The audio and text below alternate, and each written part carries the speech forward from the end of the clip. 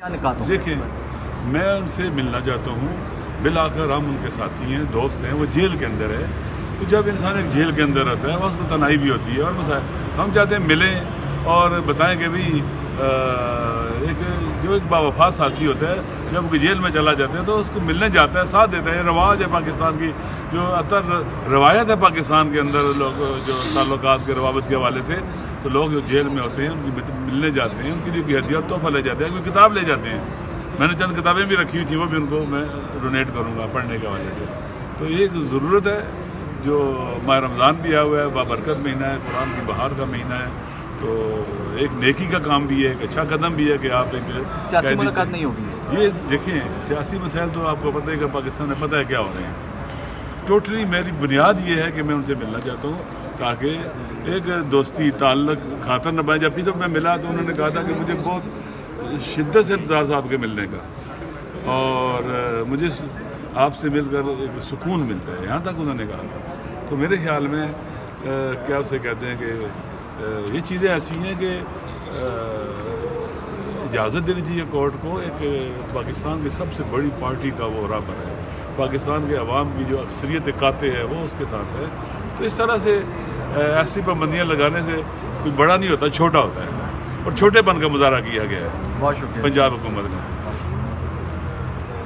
بسم اللہ الرحمن الرحیم. جیسے کہ آپ جانتے ہیں کہ ہائی کورٹ کے محترم جج صاحبہ نے، محترمہ جج صاحبہ نے آرڈر کیا تھا کہ 11 مارچ کو ہماری ملاقات کرائی جائے خان صاحب کے ساتھ پٹیالہ جیل کے اندر. ان کی طرف سے باقاعدہ وکیل بھی موجود تھے، اور ان کے ساتھ بات کرنے کے بعد طے ہوا کہ 11 تاریخ کو ہماری ملاقات کر جائے گی منڈے والے دن، اور اس کا ٹائم بھی معین کریں گے اور بتائیں گے. تو ان کی ڈیوٹی تھی ٹائم بتانا.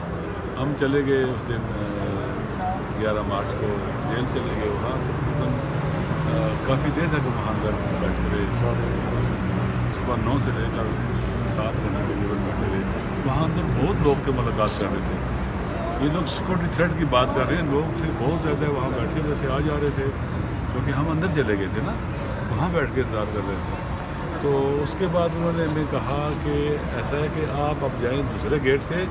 وہاں جو ڈپٹی سپرنٹینڈنٹ جیل ہے الطاف صاحب، وہ آپ کا انتظار کر رہے ہیں، وہ آپ کو اندر لے کے جائیں گے، ملاقات کرائیں گے. جب ہم وہاں گئے تو انہوں نے کہا جی کہ آج آپ کی ملاقات نہیں ہو سکتی ہے.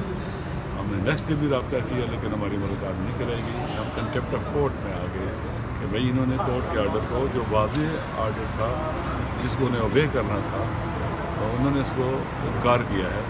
تو آج اس کی پیشی تھی، سپرنٹینڈنٹ جیل بھی آئے ہوئے تھے. وہ بہانہ کر رہے ہیں کہ جی وہاں سیکورٹی تھریٹ تھا. بھئی کہاں سیکورٹی تھریٹ تھا؟ ہم تو وہاں جب تھے گئے ہوئے تھے تو بہت لوگ تھے وہاں پر جو ملاقاتیں کرنے آئے تھے اپنے عزیزوں کے ساتھ، اور وہ کہتے ہیں 7 تاریخ سے سیکورٹی تھریٹ تھا. تو پھر وہاں پر لوگ اتنے کیسے تھے موجود تھے؟ وہاں پر میڈیا موجود تھا، سب لوگ موجود تھے.